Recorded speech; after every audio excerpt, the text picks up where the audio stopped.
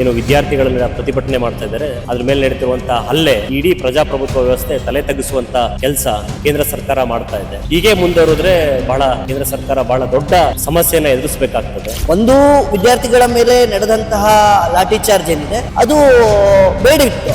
ನ್ಯಾಯ ಕೇಳ್ತಿದ್ದಾರೆ. ಏನ್ 21 ಜನ ವಿದ್ಯಾರ್ಥಿಗಳು ಸಾವಿನ ಅನುಭವಿಸಿದ್ದಾರೆ, ಅವತ್ತ ತೀರ್ಕೊಂಡಿದ್ದಾರೆ. ಈ ಸಾವಿಗೆ ನ್ಯಾಯ ಕೊಡಿ ಅಂದ್ರೆ ಏನ್ ಶಿಕ್ಷಣ ವ್ಯವಸ್ಥೆ ಇದೆ ಆ ಶಿಕ್ಷಣ ವ್ಯವಸ್ಥೆನ ಸರಿಪಡಿಸಿ, ಮತ್ತೆ ಈ ಅನ್ಯಾಯಕ್ಕೆ ಕಾರಣಕರ್ತರಾದಂತ ಶಿಕ್ಷಣ ಮಂತ್ರಿ ಏನ್ ಕೇಂದ್ರದ ಶಿಕ್ಷಣ ಮಂತ್ರಿ ಇದಾರ ಅವರು ತಕ್ಷಣವಾಗಿ ರಾಜೀನಾಮೆ ಕೊಡಿ. ಬರೀ ನೀಟ್ ಪರೀಕ್ಷೆ ಒಂದೇ ಇವ್ರು ಇಟ್ಕೊಂಡು ವಿದ್ಯಾರ್ಥಿಗಳು ಒಂದ್ ಕಡೆ ಅವರಿಗೆ ಸಪೋರ್ಟ್ ಮಾಡೋಣ, ನಮಗೆ ಮುಂದಾಳತ್ವ ಕೊಡಕ್ ಬರ್ತಾರೆ ಅಂತ ಸಪೋರ್ಟ್ ಮಾಡಕ್ ಹೋದ್ರು. ಈಗ ನೋಡಿದ್ರೆ ವಿದ್ಯಾರ್ಥಿಗಳನ್ನೆಲ್ಲ ಹಿಂದಾಕಿ ಇವರೇ ದೇಶದ ವಿರುದ್ಧ ಚಟುವಟಿಕೆಗಳು ಮಾಡ್ತಿದ್ದಾರೆ. ಹಿಂಸಾತ್ಮಕವಾದ ಪ್ರತಿಭಟನೆ ನಡೆಸಿರೋದು ಕೂಡ ತಪ್ಪು.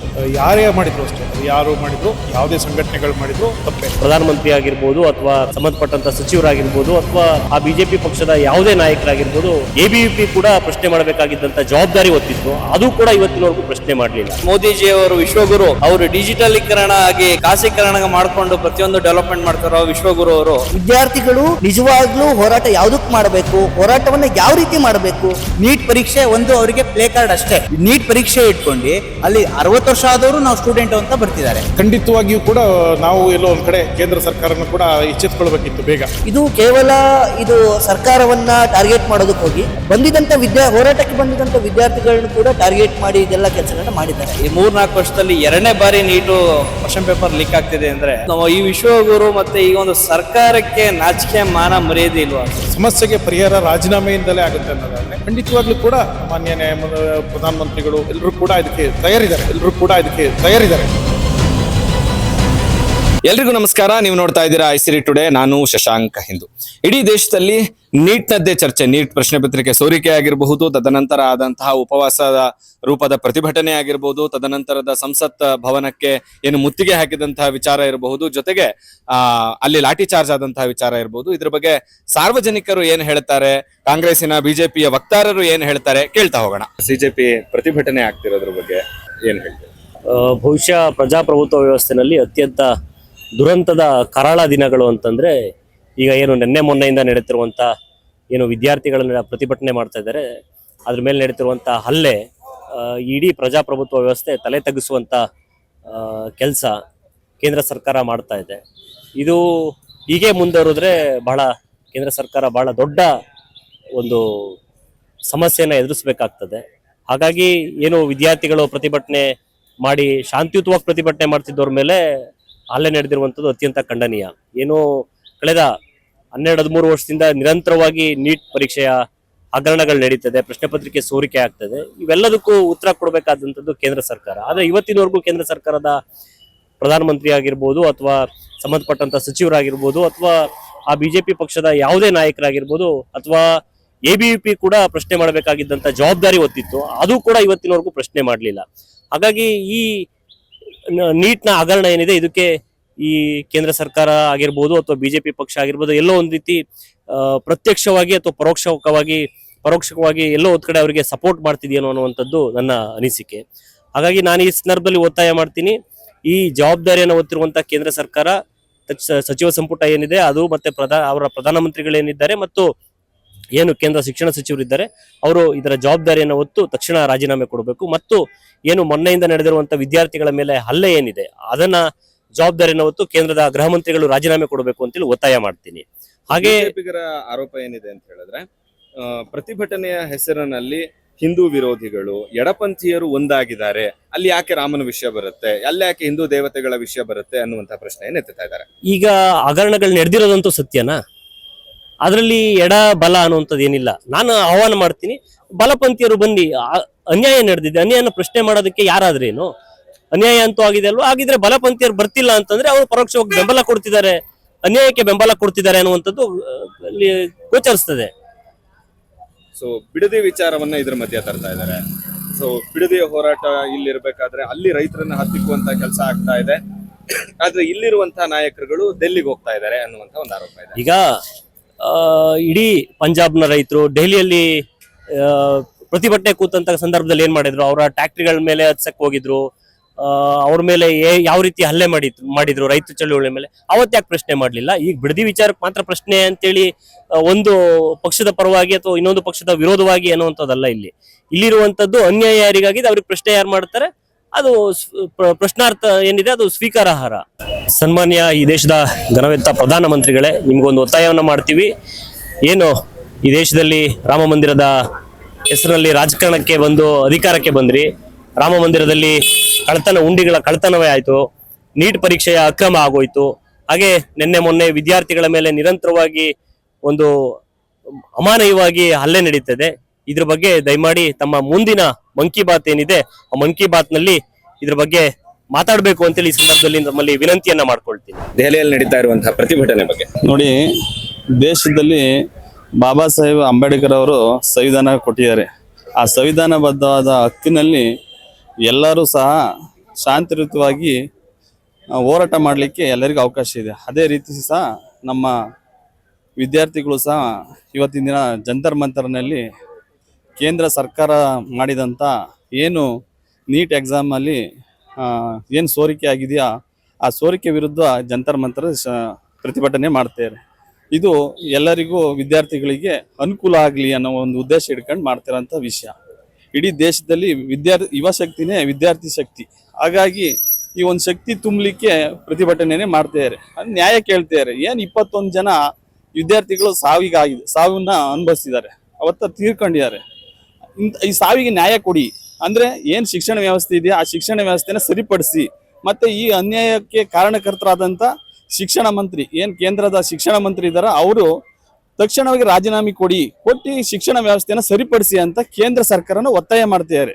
ಆ ಒತ್ತಾಯಕ್ಕೆ ಮಣಿದಿ ಏನು ಶಿಕ್ಷಣ ಸಚಿವರಂತ ಇವರು ಧರ್ಮೇಂದ್ರ ಪ್ರಧಾನ್ ಅವರು ರಾಜೀನಾಮೆಯನ್ನು ಕೂಡಲೇ ಕೊಡಬೇಕು. ವಿದ್ಯಾರ್ಥಿಗಳಿಗೆ ಒಂದು ಅನುಕೂಲ ಆಗಬೇಕು, ಮತ್ತೆ ಶಿಕ್ಷಣ ವ್ಯವಸ್ಥೆ ಸರಿ ಆಗ್ಬೇಕಂದ್ರೆ ವಿದ್ಯಾರ್ಥಿಗಳು ಪ್ರತಿಭಟನೆ ಮಾಡ್ತಿರೋದು ಈ ದೇಶದ ಒಂದು ಶಿಕ್ಷಣ ವ್ಯವಸ್ಥೆಯನ್ನ ಸರಿ ಮಾಡ್ಲಿಕ್ಕೆ ಹೊರತು ಮತ್ತೆ ಏನು ವಿದ್ಯಾರ್ಥಿಗಳ ಭವಿಷ್ಯವನ್ನ ರೂಪಿಸ್ಕೊಳ್ಳಿಕ್ಕೆ. ಹಾಗಾಗಿ ಇದು ಈ ಮೊನ್ನೆ ಏನ್ ಪ್ರತಿಭಟನೆ ಮಾಡುವಾಗ ಸರ್ಕಾರ ಏನು ಕೇಂದ್ರ ಸರ್ಕಾರ ವಿದ್ಯಾರ್ಥಿಗಳ ಮೇಲೆ ಪೊಲೀಸರಿಂದ ಲಾಠಿ ಚಾರ್ಜ್ ಮಾಡಿದ್ದಾರೆ, ಅದು ನಿಜವಾಗ್ಲೂ ಖಂಡನೀಯ. ಈ ದೇಶದಲ್ಲಿ ವಿದ್ಯಾರ್ಥಿಗಳಿಗೆ ಒಂದು ಲಾಠಿ ಚಾರ್ಜ್ ಮಾಡ್ತಾರೆ ಅಂತಂದ್ರೆ ಈ ಸರ್ಕಾರ ಯಾವ ರೀತಿ ಆಡಳಿತ ನಡೆಸ್ತಾ ಅಂದ್ರೆ ನಿಜವಾಗ್ಲೂ ಒಂದು ಘನಘೋರ ಘಟನೆ ಇದು. ವಿದ್ಯಾರ್ಥಿಗಳು ನಿಷ್ಪಕ್ಷಪಾತವಾಗಿ ಮತ್ತೆ ನ್ಯಾಯಯುತವಾಗಿ ಮಾಡ್ತಾರಂತ ಪ್ರತಿಭಟನೆಯನ್ನು ಹತ್ತಿಕ್ಕುವಂತ ಕೆಲಸವನ್ನ ಪೊಲೀಸರ ಮುಖಾಂತರ ಕೇಂದ್ರ ಸರ್ಕಾರ ಮಾಡ್ತಿದೆ. ಇದನ್ನ ನಾನು ಕೇಂದ್ರ ಸರ್ಕಾರನ ವಿರುದ್ಧವಾಗಿ ಖಂಡನೆ ಮಾಡ್ತೀನಿ ಅನ್ನೋಕೆ ಹೇಳಕ್ ಇಷ್ಟಪಡ್ತೀನಿ. ಸೊ ಬಿಜೆಪಿಗರ ಆರೋಪ ಇರೋದೇನಂತ ಹೇಳಿದ್ರೆ, ಈ ಹಿಂದೆ ಕೂಡ ಕಾಂಗ್ರೆಸ್ ಸರ್ಕಾರ ಅಧಿಕಾರದಲ್ಲಿದ್ದಂತಹ ಸಮಯದಲ್ಲಿ ಈ ತರ 10-100 ಬಾರಿ ಪೇಪರ್ ಲೀಕ್ಗಳಾಗಿದ್ದಾವೆ. ಅವಾಗ ಯಾವಾಗ್ಲಾದ್ರೂ ಕೂಡ ಶಿಕ್ಷಣ ಸಚಿವರು ಅಥವಾ ಗೃಹ ಮಂತ್ರಿಗಳು, ಪ್ರಧಾನಮಂತ್ರಿಗಳು ರಾಜೀನಾಮೆ ಕೊಟ್ಟ ಇತಿಹಾಸ ಇದೆಯಾ ಅಂತ ಹೇಳಿ ಅವ್ರ ಪ್ರಶ್ನೆ. ನೋಡಿ, ಈಗ ಬಿಜೆಪಿ ಸರ್ಕಾರ ಕೇಂದ್ರದಲ್ಲಿ ಬಂದು ಒಂದು 13 ವರ್ಷದಿಂದ ಒಂದು 150 ಬಾರಿ ಈ ತರ ಪೇಪರ್ ಲೀಕ್ ಆಗಿ ತುಂಬಾ ವಿದ್ಯಾರ್ಥಿಗಳ ಅನಾನುಕೂಲ ಆಗಿದೆ. ಆದ್ರೆ ಹಿಂದೆ ಇದ್ದಂತ ಕಾಂಗ್ರೆಸ್ ಸರ್ಕಾರ ಆ ಸರ್ಕಾರದಲ್ಲಿ ತಪ್ಪನ್ನ ತಿದ್ದುಕೊಂಡು ಏನಾರ ಆತರ ಇದ್ದವನ್ನ ವಿದ್ಯಾರ್ಥಿಗಳ ಅನುಕೂಲ ಆಗೋ ರೀತಿಯಲ್ಲಿ ಕಾಯ್ದೆಗಳನ್ನು ಮಾಡಿ ಈ ತರ ನೀಟ್ ಎಕ್ಸಾಮ್ ಆಗ್ಲಿ ಇನ್ನೊಂದು ಪರೀಕ್ಷೆಗಳಾಗ್ಲಿ ಯಾವುದೇ ತರ ಮತ್ತೆ ರಿಪೀಟ್ ಆಗದೇ ಇರೋಕೆ ಎಚ್ಚರಿಕೆ ವಹಿಸಿದ್ದಾರೆ. ಆದ್ರೆ ಇವ್ರು ಹಂಗ್ ಮಾಡ್ತಾ ಇಲ್ಲ. 153 ಬಾರಿ ಈ ತರ 13 ವರ್ಷದಲ್ಲಿ ಆಗಿರೋಂಥದ್ದು. ಇದು ಸರಿ ಮಾಡಲಿಲ್ಲ ಅಂದ್ರೆ ಶಿಕ್ಷಣ ವ್ಯವಸ್ಥೆ ಯಾಕೆ ಸರಿ ಆಗುತ್ತೆ? ವಿದ್ಯಾರ್ಥಿಗಳಿಗೆ ಸಾವಿಗೆ ಯಾರು ಹೊಣೆ? ಈಗ ಈ ತರ ಮಾಡ್ಕೊಂಡಾಗ ನೀಟ್ ಎಕ್ಸಾಮ್ಗಳನ್ನೆಲ್ಲ ಲೀಕ್ ಮಾಡಿದಾಗ ಸಾವಿಗೆ ವಿದ್ಯಾರ್ಥಿಗಳು ನೀಡಾದಾಗ ಯಾರು ಹೊಣೆ? ನೇರವಾಗಿ ಕೇಂದ್ರ ಸರ್ಕಾರ ಮತ್ತೆ ಶಿಕ್ಷಣ ಸಚಿವರೇ ನೇರವಾಗಿ ಹೊಣೆ ಆಗುತ್ತಾರೆ. ಹಾಗಾಗಿ ಈ ಶಿಕ್ಷಣ ವ್ಯವಸ್ಥೆ ಸರಿ ಮಾಡ್ಬೇಕಂತಂದ್ರೆ ಸರ್ಕಾರದ ಶಿಕ್ಷಣ ಸಚಿವರಾದಂಥ ಧರ್ಮೇಂದ್ರ ಪ್ರಧಾನ್ ಅವರು ರಾಜೀನಾಮೆ ಕೊಡಬೇಕು. ಮತ್ತೆ ಮೋದಿ ಅವರು ಪ್ರಧಾನಮಂತ್ರಿ ಆಗಿರೋದ್ರಿಂದ ಈ ವ್ಯವಸ್ಥೆಯನ್ನ ಸರಿಪಡಿಸ್ಬೇಕಂತ ನಾನು ವಿದ್ಯಾರ್ಥಿ ಮೂಲಕ ಕೇಳಕ್ ಇಷ್ಟಪಡ್ತೀನಿ. ನನ್ನ ಹೆಸರು ಸುಮಂತ್ ಬಿಟಿ, ನಾನು NSY ಜಿಲ್ಲಾಧ್ಯಕ್ಷ ಚಿಕ್ಕಮಗಳೂರು. ದೆಹಲಿಯಲ್ಲಿ ನಡೀತಾ ಇರುವಂತಹ ಘಟನೆ, ಅದ್ರ ಬಗ್ಗೆ ನಿಮ್ಮ ಅಭಿಪ್ರಾಯ? ಸರ್ ನೋಡಿ, ಡೈಲಿಲಿ ಈಗ ನೀವು ನೋಡ್ತಿದ್ರ, ನಾವು ನೋಡ್ತಿದ್ದೀವಿ. ಏನು CJP ಪಕ್ಷದವರು ವಿದ್ಯಾರ್ಥಿಗಳು ಶಾಂತಿಯುತವಾಗಿ ಪ್ರತಿಭಟನೆ ಮಾಡಕ್ ಹೋಗ್ತಾರೆ, ಅವರ ಹಕ್ಕು ಅವ್ರು ಕೇಳಕ್ ಹೋಗ್ತಾರೆ. ಏನು ಕೇಂದ್ರ ಸರ್ಕಾರ BJP ಸರ್ಕಾರ ಆ ವಿದ್ಯಾರ್ಥಿಗಳ ಮೇಲೆ ಅದೇನೋ ಬಾಂಬ್ ತರ ಎಸಿತಾರೆ, ಬಂದೂಕ್ ತೋರಿಸ್ತಾರೆ, ಲಾಠಿ ಚಾರ್ಜ್ ಮಾಡ್ತಾರೆ. ಆ ಲಾಠಿ ಚಾರ್ಜ್ ಮಾಡೋ ಪೊಲೀಸ್ ಪೇದೆಗಳ ಮೇಲೆ ಅವರ ನೇಮೇ ಇರಲ್ಲ. ಸುಮಾರು 80-90 70-80 ಏಜ್ ಇರುತ್ತೆ. ಅವರೆಲ್ಲ ಸೇರ್ಕೊಂಡು ಹೊಡಿತಾ ಇರ್ತಾರೆ. ಆ ಯುವಕರು ಅವರು ಯೂನಿಫಾರ್ಮೇ ಹಾಕಿರಲ್ಲ, ಆ ಸಿವಿಲ್ ಡ್ರೆಸ್ ಅಲ್ಲಿ ಅವರು ಪೋಲಿನ ಮಕ್ಳಿದ್ದಂಗಿದ್ದಾರೆ. ಅವ್ರಕ್ಕೆ ಲಾಠಿ ಚಾರ್ಜ್ ಮಾಡಿಸ್ತಾರೆ. ಈ ಒಂದು ಸಂವಿಧಾನದ ಅಡಿಯಲ್ಲಿ ಒಂದು ಕಾನೂನು ಯಾವ ರೀತಿ ಹೋಗಿದೆ, ಕಣ್ಮುಚ್ಕೊಂಡಿದ್ಯಾ ಒಂದು ಸರ್ಕಾರ ಅಂತ ಹೇಳಿ ನಾನು ಕೇಳಕ್ ಇಷ್ಟಪಡ್ತೀನಿ. 2014 ಹಿಂದೆ ದೇಶದಲ್ಲಿ ಕಾಂಗ್ರೆಸ್ ಸರ್ಕಾರ ಇದ್ದಾಗಲೂ ಕೂಡ 10 ಬಾರಿ 100 ಬಾರಿ ಪ್ರಶ್ನೆ ಪತ್ರಿಕೆ ಸೋರಿಕೆಗಳಾಗಿದ್ದಾವೆ. ಆದ್ರೆ ಅವಾಗ ಯಾವಾಗ್ಲಾದ್ರೂ ಕೂಡ ಗೃಹ ಮಂತ್ರಿಗಳಾಗ್ಲಿ ಶಿಕ್ಷಣ ಸಚಿವರಾಗ್ಲಿ ರಾಜೀನಾಮೆ ಕೊಟ್ಟ ಉದಾಹರಣೆ ಇತಿಹಾಸ ಇದೆಯಾ ಅಂತ? ಸರ್, ಹಿಂದೆ ಏನಾಗಿದೆ ಅಂದ್ರೆ ಅದು ನಮಗೆ ಸರಿಯಾದ ಮಾಹಿತಿ ಅದು ಹಿಂದೆ ನಮಗೆ ಗೊತ್ತಿಲ್ಲ. ಆದ್ರೆ ಹಿಂದಿನ ಬಿಟ್ಬಿಡಿ, ಅವಾಗ ಒಂದು ಸೋಷಿಯಲ್ ಮೀಡಿಯಾ ಆಗ್ಲಿ ಪ್ರತಿಯೊಂದು ಇದಾಗ್ಲಿ ಸ್ಟ್ರಾಂಗ್ ಇರಲಿಲ್ಲ. ಏನಾಗಿದೆ ಏನಂತ ಸಂಪೂರ್ಣ ಮಾಹಿತಿ ಸರಿಯಾಗಿ ಗೊತ್ತಿಲ್ಲ. ಆದ್ರೆ ಇತ್ತೀಚಿನ ದಿನಗಳಲ್ಲಿ ಏನು ವಿಶ್ವಗುರು ಅಂತ ಹೇಳ್ತಾರೆ, ಮೋದಿಜಿ ಅವರು ವಿಶ್ವಗುರು, ಅವರು ಡಿಜಿಟಲೀಕರಣ ಆಗಿ ಖಾಸೀಕರಣ ಮಾಡ್ಕೊಂಡು ಪ್ರತಿಯೊಂದು ಡೆವಲಪ್ಮೆಂಟ್ ಮಾಡ್ತಾರೋ ವಿಶ್ವಗುರು ಅವರು ಈ 3 ವರ್ಷದಲ್ಲಿ, ಈ 3-4 ವರ್ಷದಲ್ಲಿ 2ನೇ ಬಾರಿ ನೀಟು ಕ್ವಶನ್ ಪೇಪರ್ ಲೀಕ್ ಆಗ್ತಿದೆ ಅಂದ್ರೆ ಈ ವಿಶ್ವಗುರು ಮತ್ತೆ ಈ ಒಂದು ಸರ್ಕಾರಕ್ಕೆ ನಾಚಿಕೆ ಮಾನ ಮರ್ಯಾದೆ ಇಲ್ವಾ ಸರ್? ನಾಚಿಕೆ ಮಾನ ಒಂದ್ ಬಾರಿ ಆಗಿದ್ರೆ ಏನೋ ಇತ್ತು, ಇದು 2ನೇ ಬಾರಿ ಮಾಡ್ತಿದ್ದಾರೆ. ಏನು ಎನ್ ಟಿ ಎ ವಜಾಗೊಳಿಸಿ ಅಂದ್ರೆ NTA ವಜಾಗೊಳಿಸ್ತಲ್ಲ, CET ತಗೊಂಡು ನೀಟ್ ಮಾಡಿದ್ರು. ಈಗ ನಮ್ಮ ನಿಲುವು ಏನು ಅಂದ್ರೆ ನಮಗೆ ನೀಟ್ ಬೇಡ, ನಮ್ಮ ಒಂದು ಕರ್ನಾಟಕ CET ಕೊಡೆ ಅಂತ ನಾವು ಕೇಳ್ತಿದೀವಿ. ಸೊ ಪ್ರತಿಭಟನೆ ಹೆಸರಲ್ಲಿ ಎಡಪಂಥೀಯರು, ಹಿಂದೂ ವಿರೋಧಿಗಳೆಲ್ಲ ಒಂದಾಗ್ತಾರೆ, ಹಿಂದೂ ದೇವತೆಗಳ ಅವಹೇಳನ ನಡೆಯುತ್ತೆ. ಇದು ಯಾವ ಸೀಮೆ ಪ್ರತಿಭಟನೆ ಅಂತ ಬಿಜೆಪಿಗರ ವಾದ. ಸರ್ ನೋಡಿ, ಯಾವುದೇ ಒಂದು ಪ್ರತಿಭಟನೆ ಆಗಿರ್ಬೋದು, ಯಾವುದೇ ಒಂದು ವಿಚಾರದಲ್ಲಿ ಆಗಿರ್ಬೋದು, ಅಲ್ಲಿ ಬಲಪಂಥೀಯರು ಇರ್ತಾರೆ, ಎಡಪಂಥೀಯರು ಇರ್ತಾರೆ. ಯಾವುದೇ ಒಂದು ಕಾರ್ಯಕ್ರಮಕ್ಕೂ ಅದನ್ನು ವಿಳಂಬ ಮಾಡ್ಬೇಕು, ಅದನ್ನು ತಡಿಸ್ಬೇಕು, ಏನೋ ಒಂದು ದುರುದ್ದೇಶದಿಂದ ಕೆಲವ್ರು ಇರ್ತಾರೆ. ಏನ್ ಮಾಡಕ್ಕಾಗತ್ತೆ ಸರ್? ಅದು ಅವರೇ ಮಾಡಿರ್ತಾರೆ ಅಂತ ಯಾವ ಗ್ಯಾರಂಟಿ? ಇವರೇ ಮಾಡಿಸಿರ್ತಾರೆ. ಈಗ ದೇವರ ಹೆಸರು ಹೇಳ್ಕೊಂಡು ಈಗ ರಾಮ್ ಟೆಂಪಲ್ ಅಲ್ಲಿ ಈಗ ಅವ್ರ ಕಡೆ ಈಗ ಹಣ ದೋಚಿದ್ದಾರೆ. ಇದಕ್ಕೆ ಯಾರು ಜವಾಬ್ದಾರಿ ತಾಣ್ತಿದ್ದಾರೆ ಹೇಳಿ? ಈಗ ಸುಮಾರು 21 ಜನ ವಿದ್ಯಾರ್ಥಿಗಳು ಸಾವನ್ನಪ್ಪಿದ್ದಾರೆ. ಇನ್ನು ಗೊತ್ತಿಲ್ಲದಂಗೆ ಇನ್ನು ಎಷ್ಟು ಜನ ಸ್ಟೂಡೆಂಟ್ ಸೂಸೈಡ್ ಮಾಡ್ಕೊಂಡಿದ್ದಾರೆ ಅದು ಸಂಪೂರ್ಣ ನಮಗೆ ಮಾಹಿತಿ ನಮಗಿಲ್ಲ. ಆದ್ರೂ ಇವ್ರು ಯಾವ ಜವಾಬ್ದಾರಿ ತಗೊಂತಲ್ಲ, ಆ ತಂದೆ ತಾಯಿಗಳು ನೋವು ಯಾರು ಅವ್ರಿಗೆ ಸಮಾಧಾನ ಮಾಡ್ತಾರೆ? ಅವ್ರ ಕುಟುಂಬದ ನಿಲುವೇನು? ಅವ್ರೇನ ಕೂಲಿ ಕಾರ್ಮಿಕರಾಗಿರ್ತಾರೆ, ಇಲ್ಲ ಕೆಲವರು ರೈತಾಪಿ ವರ್ಗದವರಾಗಿರ್ತಾರೆ. ಹಸ ಸಾಕಿ ಹಸ ಹಾಲ್ ಕದ್ರೆ ಮಾತ್ರ ಅವ್ರ ಜೀವನ ಸಾಗುತ್ತೆ. ಕೆಲವರು ಗಾಳಿ ಕೆಲಸ ಆಗಿರ್ಬೋದು, ಯಾವ ಕೂಲಿ ಕಾರ್ಮಿಕ ದಿನಗೂಲಿ ಕೆಲಸ ಮಾಡ್ತಾರೆ, ಅವರು ಕೋಚಿಂಗ್ ಕಳಿಸ್ತಾರೆ. ಆ ವಿದ್ಯಾರ್ಥಿ ನನ್ನ ಮಗ ಡಾಕ್ಟರ್ ಆಗ್ತಾನೆ ಅಂತ ಕೋಚಿಂಗ್ ಕಳಿಸಿ ಈ ರೀತಿ ಕ್ವಶನ್ ಪೇಪರ್ ಲೀಕ್ ಆಗ್ತದೆ ಅಂದ್ರೆ ಇವ್ರಿಗೆ ಇಂಥ ನಾಚಿಕೆಗೇಡು ಯಾರಿಗೂ ಇಂಥ ನಾಚಿಕೆ ಯಾವ ಸರ್ಕಾರಕ್ಕೂ ಆಗ್ಬಾರ್ದು. ಇವ್ರಿಗೆ ಆ ತರ ನಾಚಿಕೆಗೇಡಾಗಿದೆ. ಅವರು ಫೇಲ್ಯೂರ್ ಆಗಿದ್ದಾರೆ. ಈ ಒಂದು ಏನು ವಿಶ್ವಗುರು, ಈ ಒಂದು ಬಿಜೆಪಿ ಕೇಂದ್ರ ಸರ್ಕಾರ ಒಂದು ಕ್ವಶನ್ ಒಂದು ನೀಟ್ನ ಒಂದು ಎಕ್ಸಾಮ್ನೇ ಇವ್ರಿಗೆ ಮಾಡಕ್ ಆಗ್ತಾ ಇಲ್ಲ. ಈ ದೇಶನ ಇನ್ ಯಾವ ರೀತಿ ಆಳ್ತಾರೆ ಅನ್ನೋದು ನನ್ನ ಕ್ವಶನ್ ಇದೆ. ಮೊದಲನೇದಾಗಿ ಏನು ನೀಟ್ ಪ್ರಶ್ನೆ ಪತ್ರಿಕೆ ಸೋರಿಕೆ ಆಯಿತು, ಅದಕ್ಕೆ ವಿಷಾದವನ್ನು ವ್ಯಕ್ತಪಡಿಸ್ತಾ ಈ ನೀಟ್ ಪ್ರಶ್ನೆ ಪತ್ರಿಕೆಗೆ ಸಂಬಂಧಪಟ್ಟಂಗೆ ಜಂತರ್ ಮಂತರ್ನಲ್ಲಿ ನಡೆದಿದಂಥದ್ದು ಸಂಪೂರ್ಣವಾಗಿ ಈ ದೇಶದ ಜನರು, ಈ ದೇಶದ ಯುವ ಜನತೆ ಖಂಡಿಸುವಂತ ರೀತಿಯಲ್ಲಿ ಆಗಿದ್ದು. ಒಂದು ವಿದ್ಯಾರ್ಥಿಗಳ ಮೇಲೆ ನಡೆದಂತಹ ಲಾಠಿ ಚಾರ್ಜ್ ಏನಿದೆ ಅದು ಬೇಡವಿತ್ತು. ಆದ್ರೆ ಅನಿವಾರ್ಯತೆ ಇದ್ದಾಗ, ನಾವು ಕೂಡ ವಿದ್ಯಾರ್ಥಿ ಪರಿಷತ್ತನ್ನು ವಿದ್ಯಾರ್ಥಿ ಸಂಘಟನೆಯಲ್ಲಿ ಕೆಲಸ ಮಾಡಿದ್ವಿ. ಒಂದು ಸಾರ್ವಜನಿಕ ಆಸ್ತಿ ಪಾಸ್ತಿಯನ್ನ ಹಾನಿ ಮಾಡುವಂತ ಸಂದರ್ಭದಲ್ಲಿ ಅಥವಾ ಅತ್ಯಂತ ಸೂಕ್ಷ್ಮವಾಗಿರುವಂತ ಪ್ರದೇಶಗಳಿಗೆ ಮುತ್ತಿಗೆ ಹಾಕುವಂತ ಸಂದರ್ಭದಲ್ಲಿ ಅವ್ರನ್ನ ಕಂಟ್ರೋಲ್ ಮಾಡುವಂತದ್ದು ಈ ದೇಶದ ಪೊಲೀಸರಾಗಿ ಸೈನಿಕರ ಕರ್ತವ್ಯ. ಹಾಗಾಗಿ ಆ ಕೆಲಸವನ್ನ ಮಾಡಿದ್ದಾರೆ. ಯಾವಾಗ ಲಾಠಿ ಚಾರ್ಜ್ ಆಯ್ತು ಅಂತ ಹೇಳಿದ್ರೆ ಈ ವಿದ್ಯಾರ್ಥಿಗಳು ಕೆಲವೊಂದಷ್ಟು ಜನ ಪೆಪ್ಪರ್ ಸ್ಪ್ರೇಯನ್ನ ಪೊಲೀಸ್ ಮೇಲೆ ಮಾಡುವಂತದ್ದನ್ನ ನಾವು ವಿಡಿಯೋದಲ್ಲಿ ನೋಡಿದೀವಿ. ಹಾಗೆ ಕೆಲವೊಂದಷ್ಟು ಜನ ಕಲ್ಲು ತೂರಾಟ ಮಾಡುವಂತದ್ದು ನೋಡಿದೀವಿ. ಕೇವಲ ಕಲ್ಲು ತೂರಾಟವನ್ನ ಪೊಲೀಸ್ ಮೇಲೆ ಮಾಡಲಿಲ್ಲ, ಬದಲಾಗಿ ಯಾವ ಅಮಾಯಕ ವಿದ್ಯಾರ್ಥಿಗಳು ಬಂದಿದ್ರು ಆ ಅಮಾಯಕ ವಿದ್ಯಾರ್ಥಿಗಳಲ್ಲೂ ಕೂಡ ಕಲ್ಲು ಬೀಳುವಂತ ಕೆಲಸಗಳಾಗಿದೆ. ಅವರಿಗೆ ಆರೋಗ್ಯದಲ್ಲಿ ಏರುಪೇರುಗಳಾಗುವಂತದ್ದು ಆಗಿದೆ. ಇದು ಕೇವಲ ಇದು ಸರ್ಕಾರವನ್ನ ಟಾರ್ಗೆಟ್ ಮಾಡೋದಕ್ಕೆ ಹೋಗಿ ಹೋರಾಟಕ್ಕೆ ಬಂದಿದಂತ ವಿದ್ಯಾರ್ಥಿಗಳನ್ನು ಕೂಡ ಟಾರ್ಗೆಟ್ ಮಾಡಿ ಇದೆಲ್ಲ ಕೆಲಸಗಳನ್ನ ಮಾಡಿದ್ದಾರೆ. ಹೋರಾಟ ಒಂದು ಆರೋಪ ಏನಂತ ಹೇಳಿದ್ರೆ, ಇಲ್ಲಿವರೆಗೆ ತಂದ್ಕೊಂಡಿದ್ದೆ ನೀವು 21 ದಿನಗಳ ಕಾಲ ಉಪವಾಸ ಮಾಡಿ ಹೋರಾಟ ಮಾಡ್ತಿದ್ದಂತಹ ಸಮಯದಲ್ಲಿ ಸರ್ಕಾರದ ಪರವಾಗಿ ಅದು ಶಿಕ್ಷಣ ಸಚಿವರಾಗಿರ್ಬೋದು ಅಥವಾ ಸರ್ಕಾರದ ಪ್ರತಿನಿಧಿಯಾಗಿ ಯಾರಾದ್ರೂ ಒಬ್ರು ಬಂದು ಮಾತಾಡಿದ್ರೆ ಇಷ್ಟು ಉದ್ರೇಕ ಸ್ಥಿತಿಗೆ ಹೋಗ್ತಾ ಇರ್ಲಿಲ್ಲ ಅನ್ನುವಂಥದ್ದು ಅವರ ಅಭಿಪ್ರಾಯ. ಖಂಡಿತವಾಗ್ಲೂ ಈ ಎಲ್ಲ ಯಾವ ಕೆಲಸ ಮಾಡ್ತಾ ಇದೀವಿ ಅಂತ ಹೇಳಿದ್ರೆ ಇಂಥದ್ದು ಮಾಡ್ತಾ ಇದೀವಿ ಅಂತ ಹೇಳಿ ಹೇಳ್ಕೊಳ್ಬೇಕು ಅನ್ನೋ ಅವಶ್ಯಕತೆನೂ ಇಲ್ಲ. ಇವತ್ತು ನೀಟ್ ಪ್ರಶ್ನೆ ಪತ್ರಿಕೆ ಲೀಕ್ ಆಯ್ತು, ಲೀಕ್ ಆಗಿ ಏನು ಜನಸಾಮಾನ್ಯರ ಬಾಯಲ್ಲೆಲ್ಲ ಮಾತಾಡೋಕೆ ಶುರು ಆಯ್ತು. ಅದೇ ತಕ್ಷಣ ಪರೀಕ್ಷೆಯನ್ನ ಕ್ಲೋಸ್ ಮಾಡಿದ್ರು, ಪರೀಕ್ಷೆಯನ್ನ ಕ್ಲೋಸ್ ಮಾಡಿ ಅದಕ್ಕೆ ಸಂಬಂಧಪಟ್ಟಿರೋ ಹಾಗೆ 12 ಜನನ ಬಂಧನ ಮಾಡಿದ್ರು. ಬಂಧನ ಮಾಡಿದ ನಂತರದಲ್ಲಿ ಮತ್ತೆ ಪರೀಕ್ಷೆಯನ್ನ ಮಾಡಿದ್ರು. ಯಾವ್ದೋ ಒಬ್ಬ ದೇಶಕ್ಕೆ 2ನೇ ರ್ಯಾಂಕ್ ಬಂದಿರುವಂತ ವಿದ್ಯಾರ್ಥಿ ಒಬ್ಬ ಮಾತಾಡ್ತಾನೆ ಅಂತ ಹೇಳಿದ್ರೆ, ಅವನು ಈ ಏನು ನೀಟ್ ಪರೀಕ್ಷೆ ಪ್ರಶ್ನೆ ಪತ್ರಿಕೆ ಲೀಕ್ ಆಯ್ತಂತ ಸಂದರ್ಭದಲ್ಲಿ ನಾನು ಪ್ರತಿಭಟನೆಗೆ ಹೋಗ್ಲಿಲ್ಲ, ಬದಲಾಗಿ ಮುಂದಿನ ಎಕ್ಸಾಮ್ ಕಂಡಕ್ಟ್ ಮಾಡ್ತೀನಿ ಅಂತ ಸಂದರ್ಭದಲ್ಲಿ ನಾನು ಪ್ರಶ್ನೆ ಏನು ಇನ್ನೂ ಹೆಚ್ಚಿನ ಸ್ಟಡಿ ಮಾಡೋದಕ್ಕೆ ಪ್ರಾರಂಭ ಮಾಡಿದೆ. ಹಾಗಾಗಿ ನಾನು ಇವತ್ತು ರಾಷ್ಟ್ರಕ್ಕೆ 2ನೇ ರ್ಯಾಂಕ್ ಬಂದೆ ಅಂತ ಹೇಳಿ. ವಿದ್ಯಾರ್ಥಿಗಳು ನಿಜವಾಗ್ಲೂ ಹೋರಾಟ ಯಾವ್ದಕ್ ಮಾಡಬೇಕು, ಹೋರಾಟವನ್ನ ಯಾವ ರೀತಿ ಮಾಡಬೇಕು. ನಾವೊಂದು ಹಿಂದೆ ವಿದ್ಯಾರ್ಥಿ ಪರಿಷತ್ ಪ್ರತಿಭಟನೆ ಮಾಡುವಾಗ ಬ್ಯಾನರ್ ಮುಂದೆ ಇಟ್ಕೊಂಡಿದೀವಿ. ಹಿಂದೆ ವಿದ್ಯಾರ್ಥಿಗಳಿಗೆ ವಿಷಯ ಏನಕ್ಕೋಸ್ಕರ ಪ್ರತಿಭಟನೆ ಮಾಡ್ತಿದ್ದಾರೆ, ಈ ಪ್ರತಿಭಟನೆಯಲ್ಲಿ ಯಾರೆಲ್ಲ ಸೇರ್ಕೊಂಡಿದ್ದಾರೆ ಅಂತ ಹೇಳಿ ಯೋಚನೆ ಮಾಡದೆ ಪ್ರತಿಭಟನೆಗೆ ಹೋದ್ರೆ ಆ ಪ್ರತಿಭಟನೆ ಯಾವ್ದೇ ಕಾರಣಕ್ಕೂ ಸಕ್ಸಸ್ ಆಗಲ್ಲ.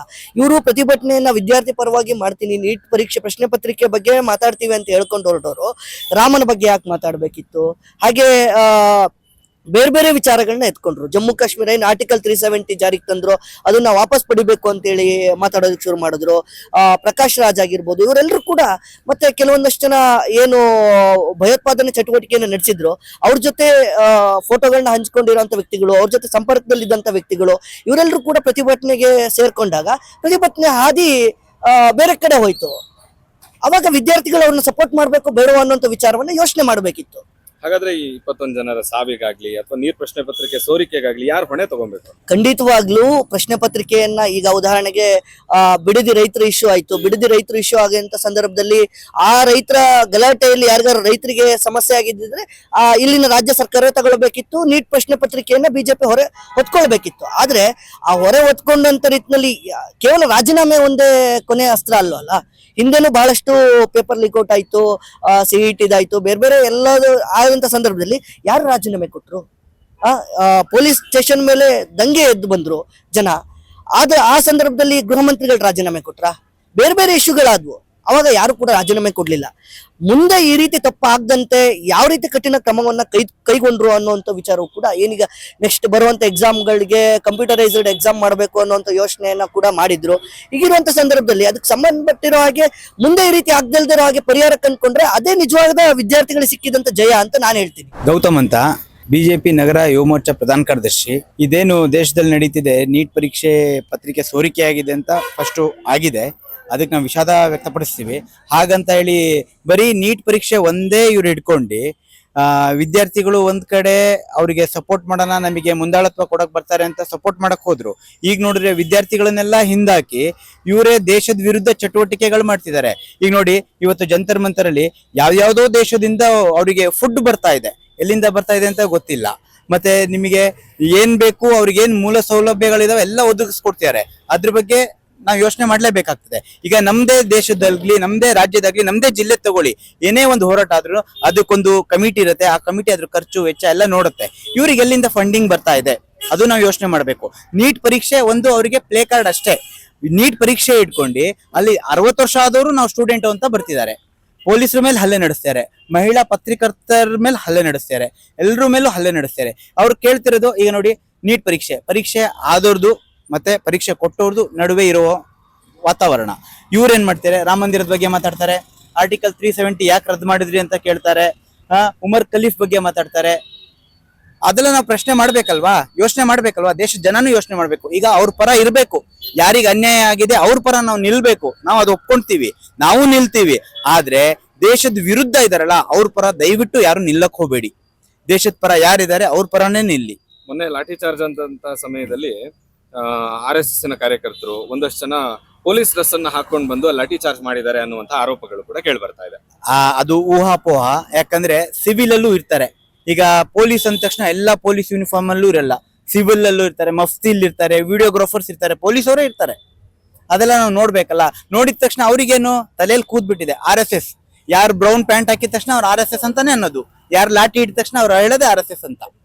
ಸೊ ಈ 21 ಜನರ ಸಾವಿನ ಹೊಣೆಯನ್ನಾಗ್ಲಿ ಅಥವಾ ನೀಟ್ ಪ್ರಶ್ನೆ ಪತ್ರಿಕೆಯ ಸೋರಿಕೆಯ ಹೊಣೆಯನ್ನಾಗ್ಲಿ ಸುಮಾರು 2.5 ಲಕ್ಷ ಜನ ವಾಪಸ್ ಇನ್ನೊಂದ್ಸಲಿ ಎಕ್ಸಾಮೇ ಕಟ್ಟಲಿಲ್ವಲ್ಲ, ಆ ಹೊಣೆಯನ್ನು ಯಾರು ಹೊತ್ಕೋಬೇಕಾಗತ್ತೆ? ಎಕ್ಸಾಮ್ ಕಟ್ಟಿ ಅಂತ ನಮಗೆ ಸಚಿವರು ಹೇಳಿದ್ರು. ಅವ್ರದ್ದು ಚಾರ್ಜಸ್ ಏನು ತಗೊಂಡಿಲ್ಲ. ಮತ್ತೆ ಆಗಿದ್ದಕ್ಕೆ 10 ಜನರಿಗೆ ವಜಾನು ಮಾಡಿದ್ದಾರೆ. ಅವ್ರ ಮೇಲೆ CBI ಇಂದ ತನಿಖೆ ನಡೀತಾ ಇದೆ. ನಾನು ಪರೀಕ್ಷಿತ್ ಅಂತೇಳಿ, ನಾನು ಅಡ್ವೊಕೇಟ್. ಸರ್, ಇಡೀ ದೇಶಾದ್ಯಂತ ಚರ್ಚೆ ಆಗ್ತಿರುವಂತಹದ್ದು ದೆಹಲಿಯ ಪ್ರತಿಭಟನೆಯ ವಿಚಾರ, ನೀಟ್ ಪ್ರಶ್ನೆ ಪತ್ರಿಕೆಯ ಸೋರಿಕೆಯ ಹಿನ್ನೆಲೆ ಅದಕ್ಕೆ ವಿರೋಧವಾಗಿ ಪ್ರತಿಭಟನೆ ಮಾಡ್ತಾ ಇರುವಂತದ್ದು. ಅದಕ್ಕೆ ನಿಮ್ಮ ಅಭಿಪ್ರಾಯ ಏನು? ಖಂಡಿತವಾಗ್ಲೂ ಈ ನೀಟ್ ವಿಚಾರದಲ್ಲಿ ಬಹಳ ದುರದೃಷ್ಟಕರ. ಎಲ್ಲೋ ಒಂದ್ ಕಡೆ ನಮಗೂ ಕೂಡ ನೋವಿದೆ ಅದ್ರ ಬಗ್ಗೆ. ಆದ್ರೆ ಎರಡನೇ ವಿಚಾರ ಅಂತೇಳಿ ಅದನ್ನ ವಿಚಾರನ ಇಟ್ಕೊಂಡು ಹಿಂಸಾತ್ಮಕವಾದ ಪ್ರತಿಭಟನೆ ನಡೆಸಿರೋದು ಕೂಡ ತಪ್ಪು. ಯಾರೇ ಮಾಡಿದ್ರು ಅಷ್ಟೇ, ಅದು ಯಾರು ಮಾಡಿದ್ರು, ಯಾವುದೇ ಸಂಘಟನೆಗಳು ಮಾಡಿದ್ರು ತಪ್ಪೆ. ವಿಡಿಯೋಗಳು ಪರ ವಿರೋಧ ನೋಡ್ತಾ ಇದೀವಿ, ನಾವು ಇತ್ತೀಚಿನ ವಿಡಿಯೋಗಳನ್ನು ನೋಡ್ತಾ ಇದೀವಿ. ಖಂಡಿತವಾಗಿಯೂ ಕೂಡ ಅಲ್ಲಿ ಹಿಂಸಾತ್ಮಕವಾದ ಪ್ರತಿಭಟನೆಗಳು ನಡೀತಿರೋ ತಪ್ಪು. ನಮಗೆ ಪ್ರಜಾಪ್ರಭುತ್ವದಲ್ಲಿ ಪ್ರತಿಭಟನೆ ಮಾಡ್ಲಿಕ್ಕೆ ಹಕ್ಕು ಕೊಟ್ಟಿದೆ. ಸೊ ನಿಮ್ಮ ಪ್ರಕಾರ ಯಾವ್ದು ತಪ್ಪು ಯಾವ್ದು ಸರಿ ಸರ್? ಉದಾಹರಣೆಗೆ 21 ದಿನ ಪ್ರತಿಭಟನೆ ಆದಂತಹ ಸಮಯದಲ್ಲಿ ಸರ್ಕಾರದಿಂದ ಯಾರು ಬಂದು ಮನವೊಲಿಸುವಂತಹ ಕೆಲಸ ಮಾಡ್ಲಿಲ್ಲ, ಅವರನ್ನ ಸಮಾಧಾನ ಮಾಡುವಂತಹ ಕೆಲಸ ಮಾಡ್ಲಿಲ್ಲ ಅನ್ನುವಂಥದ್ದು ನಿಮ್ ಪ್ರಕಾರ? ಅಲ್ಲ, ಖಂಡಿತವಾಗಿಯೂ ಕೂಡ ನಾವು ಎಲ್ಲೋ ಒಂದ್ ಕಡೆ ಕೇಂದ್ರ ಸರ್ಕಾರನು ಕೂಡ ಎಚ್ಚೆತ್ಕೊಳ್ಬೇಕಿತ್ತು. ಬೇಗ ಎಚ್ಚೆತ್ಕೊಂಡು ಇದ್ರ ಬಗ್ಗೆ ಈ ಪ್ರತಿಭಟನೆ ಈ ಹಿಂಸಾತ್ಮಕ ರೂಪವನ್ನ ಪಡ್ಕೊಳ್ಳೋಕೆ ಮುಂಚೆನೆ ಒಂದು ಕ್ರಮ ಕೈಗೊಳ್ಬೇಕಿತ್ತು. ಅದ್ರ ಬಗ್ಗೆನೂ ಕೂಡ ನಮ್ಗೆ ಇದಿದೆ. ಎರಡನೇದಾಗಿ ವಿದ್ಯಾರ್ಥಿಗಳ ಹೆಸರಿನಲ್ಲಿ ವಿದ್ಯಾರ್ಥಿಗಳು ಪ್ರತಿಭಟನೆ ಬಿಟ್ಟು ಕೆಲವರು ಅದರ ಹೆಸರಿನಲ್ಲಿ ಅದು ರಾಜಕೀಯ ಬೆಳೆ ಬೇಯಿಸ್ಕೊಂತಿರೋದು ಕೂಡ ತಪ್ಪೆ. ಸೊ ಈ ಪ್ರಶ್ನೆ ಪತ್ರಿಕೆಯ ಸೋರಿಕೆಯ ತಪ್ಪನ್ನ ಯಾರು ಹೊತ್ಕೊಬೇಕು ನಿಮ್ ಪ್ರಕಾರ? ಖಂಡಿತವಾಗಿಯೂ ಪ್ರಶ್ನೆ ಪತ್ರಿಕೆ ಪ್ರತಿ ಸರ್ಕಾರಗಳಿದ್ದಾಗ, ಕರ್ನಾಟಕದಲ್ಲಿ PSI ಹಗರಣಗಳಾಗಿದ್ದಾಗ ಖಂಡಿತವಾಗಿಯೂ ಕೂಡ ಅದನ್ನು ನಾವು ನ್ಯಾಯಯುತವಾಗಿ ಅದರ ಜವಾಬ್ದಾರಿ ಯಾರಿದ್ದಾರೆ, ಅದರ ಮೇಲುಸ್ತುವಾರಿಗಳಿದ್ದಾರೆ, ಅವರ ಖಂಡಿತವಾಗಿ ಜವಾಬ್ದಾರಿಗಳನ್ನು ತಗೊಳ್ಬೇಕಿಲ್ಲ. 2014 ಈ ಹಿಂದೆ ಅನೇಕ ಬಾರಿ ಪ್ರಶ್ನೆ ಪತ್ರಿಕೆ ಸೋರಿಕೆಗಳಾದಾಗ ಯಾಕೆ ಅವಾಗ ರಾಜೀನಾಮೆಯನ್ನು ಆಗ್ರಹ ಮಾಡಿರ್ಲಿಲ್ಲ ಅನ್ನುವಂಥದ್ದು ಪ್ರಶ್ನೆ ಇದೆ. ಆದ್ರೆ ತುಂಬಾ ಜನರ ಆನ್ಸರ್ ಇರುವಂತದ್ದು ಏನಂತ ಹೇಳಿದ್ರೆ, ಅವಾಗ ಸೋಷಿಯಲ್ ಮೀಡಿಯಾ ಸ್ಟ್ರಾಂಗ್ ಇರ್ಲಿಲ್ಲ ಅಂದ ಮಾತ್ರಕ್ಕೆ, ಜೊತೆಗೆ ಅವಾಗ ಕೇಳಿಲ್ಲ ಅನ್ನೋ ಕಾರಣಕ್ಕೋಸ್ಕರ ಇವಾಗ ಕೇಳಬಾರದು ಅಂತ ಏನಿಲ್ಲಲ್ಲ, ಇವಾಗ ಯುವಕರು ಎಚ್ಚೆತ್ಕೊಂಡಿದ್ದಾರೆ ಅಂತ ಹೇಳಿ ರಾಜೀನಾಮೆ ಕೇಳ್ತಿದ್ದಾರೆ.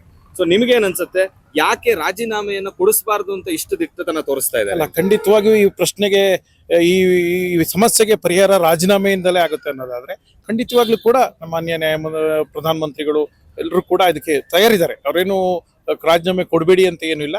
ಆದ್ರೆ ಇವತ್ತಿನ ಬೆಳವಣಿಗೆ ವಿಶೇಷವಾದ ಫಾಸ್ಟ್ ಟ್ರ್ಯಾಕ್ ಕೋರ್ಟ್ನ ಕೂಡ ಕೇಂದ್ರ ಸರ್ಕಾರ ರಚನೆ ಮಾಡಿದೆ. ಚಾರ್ಜ್ ಶೀಟ್ ಕೂಡ ಅವರ ಮೇಲೆ ಸಲ್ಲಿಕೆಯಾಗಿದೆ. ಆದಷ್ಟು ಬೇಗ ಅವರ ಆರೋಪಿಗಳಿಗೆ ಶಿಕ್ಷೆ ಕೊಡುವಂತ ಕೆಲಸ ನಡೆಯುತ್ತೆ. ಇದಾಗಿತ್ತು ಈ ಸಂಚಿಕೆಯ ವಿಶೇಷ. ಇದೇ ರೀತಿಯಾದಂತಹ ಅನೇಕ ವಿಡಿಯೋಗಳಿಗೋಸ್ಕರ ನಮ್ಮ ಚಾನೆಲ್ ಅನ್ನ ಸಬ್ಸ್ಕ್ರೈಬ್ ಮಾಡಿ, ಜೊತೆಗೆ ನಮ್ಮ ಚಾನೆಲಿನ ಎಲ್ಲಾ ವಿಡಿಯೋಗಳನ್ನ ಲೈಕ್ ಮಾಡಿ, ಶೇರ್ ಮಾಡಿ ಅಂತ ಹೇಳ್ತಾ ಧನ್ಯವಾದ. ದೆಹಲಿಯಲ್ಲಿ ವಿದ್ಯಾರ್ಥಿಗಳು ನಡೆಸುತ್ತಿದ್ದ ಪ್ರತಿಭಟನೆಯ ಸಂದರ್ಭದಲ್ಲಿ ನಕಲಿ ಪೊಲೀಸರು ನಡೆಸಿರುವ ಹಲ್ಲೆ ಯತ್ನ ನಿಜಕ್ಕೂ ಖಂಡನೀಯ. ಆದ್ರೆ ಇವತ್ತು ದೇಶದಲ್ಲಿ ನಡೀತಕ್ಕಂಥ ಈ ಅಹಿತರ ಘಟನೆ ಬಗ್ಗೆ ಇಡೀ 140 ಕೋಟಿ ಜನಸಂಖ್ಯೆ ತಲೆ ತಗ್ಗಿಸುವಂತ ವಿಚಾರ. ಈ ಬಗ್ಗೆ ಕೇಂದ್ರ ಸರ್ಕಾರ ತುರ್ತಾಗಿ ಕ್ರಮ ಕೈಗೊಳ್ಳಬೇಕು ಹಾಗೂ ತಪ್ಪಿತಸ್ಥರಿಗೆ ಉಗ್ರ ಶಿಕ್ಷೆ ನೀಡಬೇಕು. ಜೊತೆಗೆ ಈಗೇನು ಮೃತ 21 ಕುಟುಂಬ ವಿದ್ಯಾರ್ಥಿಗಳಿದ್ದಾರೆ, ಅವರಿಗೆ ಸೂಕ್ತ ವೈಜ್ಞಾನಿಕ ಪರಿಹಾರ ನೀಡಬೇಕು ಅಂತೇಳಿ ಈ ಸಂದರ್ಭದಲ್ಲಿ ಒತ್ತಾಯಿಸ್ತೇನೆ. ಈ ಕಾಂಗ್ರೆಸ್ನವರು ಶಿಕ್ಷಣ ಸಚಿವರ ರಾಜೀನಾಮೆಯನ್ನ ಆಗ್ರಹ ಮಾಡ್ತಾ ಇದ್ದಾರೆ. ಇದು ನಿಮ್ ಪ್ರಕಾರ ಎಷ್ಟು ಸರಿ ಅಂತ? ಇದು ನೈತಿಕ ಹೊಣೆ ಅಂತಂದ್ರೆ ಆ ಸಚಿವರು ಅದರ ಹೊಣೆ ಹೊರಬೇಕಾದ ನೈತಿಕ ಹೊಣೆ ಅವ್ರದೇನೆ. ಹಾಗಾಗಿ ಈ ನಿಟ್ಟಿನಲ್ಲಿ ಅವರು ರಾಜೀನಾಮೆ ಕೊಟ್ಟು ತನಿಖೆಗೆ ಸ್ಪಂದಿಸಬೇಕು ಅಂತೇಳಿ ಕೂಡ ನಾನು ಒತ್ತಾಯಿಸ್ತೇನೆ. 2014 ಹಿಂದೆ ಕಾಂಗ್ರೆಸ್ ಸರ್ಕಾರ ಇದ್ದಂತಹ ಸಮಯದಲ್ಲಿ ತುಂಬಾ ಪ್ರಶ್ನೆ ಪತ್ರಿಕೆಗಳು ಲೀಕ್ ಆಗಿದ್ದು. ಆದ್ರೆ ಅವಾಗ ಯಾವಾಗ್ಲೂ ಕೂಡ ಗೃಹ ಮಂತ್ರಿಗಳಾಗ್ಲಿ, ಶಿಕ್ಷಣ ಸಚಿವರಾಗ್ಲಿ ರಾಜೀನಾಮೆ ಕೊಟ್ಟ ಇತಿಹಾಸ ಇಲ್ಲ ಅನ್ನುವಂತಹದ್ದು ಬಿಜೆಪಿಗರ ವಾದ ಇದೆ.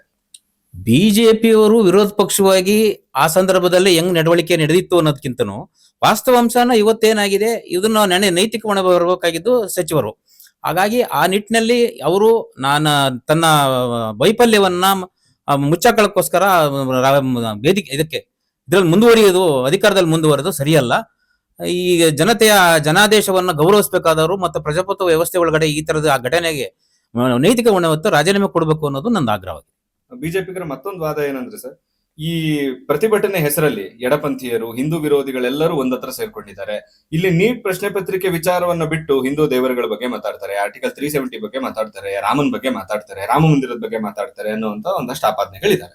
ಆಪಾದನೆಗಳು ಸಹಜ. ರಾಜಕೀಯದಲ್ಲಿ ಅವರವರು ಮಟ್ಟದಲ್ಲಿ ಧಾರ್ಮಿಕವಾಗಿ ಅವರು ಹಿಂದುತ್ವ ಏನೋ ಗುತ್ತಿಗೆ ತಾಂಡರ ನೀತಿ ಮಾತಾಡ್ತಾರೆ ಅನ್ನೋದಕ್ಕೋಸ್ಕರ ಅವ್ರು ಹೇಳ್ತಿದ್ದಾರೆ. ಸೊ ಅದು ತಪ್ಪು. ರಾಜಕೀಯವಾಗಿ ಅವರು ಏನಾದ್ರು ಮಾಡ್ಕೊಳ್ಳಿ, ಬಟ್ ಇಲ್ಲಿ ಮಾನವೀಯ ಮೌಲ್ಯಗಳು ಕುಸಿತ ಇರೋದ್ರ ಬಗ್ಗೆ ಅವರು ಚಿಂತನೆ ಮಾಡ್ಬೇಕಾಯ್ತು ಬಿಜೆಪಿ ಸರ್ಕಾರ ಮತ್ತೆ ಕಾಂಗ್ರೆಸ್ ಕೂಡ ಅನ್ನೋದು ನನ್ನ ಅಭಿಪ್ರಾಯ. ಕೊನೆಯದಾಗಿ ಈ 21 ಜನರ ಸಾವಿನ ಹೊಣೆಯನ್ನಾಗ್ಲಿ ಅಥವಾ ನೀಟ್ ಪ್ರಶ್ನೆ ಪತ್ರಿಕೆಯ ಸೋರಿಕೆಯ ಹೊಣೆಯನ್ನಾಗ್ಲಿ ಯಾರು ಹೊತ್ಕೋಬೇಕು, ಇದಕ್ಕೇನ್ ಕ್ರಮ ಆಗಬೇಕು ಅಂತ ನಿಮ್ಮ? ಇದು ಕೇಂದ್ರ ಸರ್ಕಾರದೇ ತುಂಬಾ ಹೊಣೆ ಇದು. ಯಾಕೆಂತಂದ್ರೆ ಈಗೇನು NTA ಪ್ರಾಧಿಕಾರ ನಡೆಸ್ತಾ ಇದೆ, ಅದರ ನೈತಿಕ ಹೊಣೆಯನ್ನ ಕೇಂದ್ರ ಸರ್ಕಾರ ಹೊರಬೇಕು, ಸೂಕ್ತ ಪರಿಹಾರ ಕೊಡಬೇಕು, ತಪ್ಪಿತಸ್ಥರ ಮೇಲೆ ಉಗ್ರ ಶಿಕ್ಷೆ ಆಗ್ಬೇಕು ಅನ್ನೋದು ಒಂದು ಎಚ್ಚರಿಕೆ ಗಂಟೆ ಆಗ್ಲಿ ಅನ್ನೋದು ನಮ್ಮ ಹೋಗುತ್ತೆ. ಐಸಿರಿ ಟುಡೇ, ವಾಯ್ಸ್ ಆಫ್ ಡೆಮೋಕ್ರಸಿ.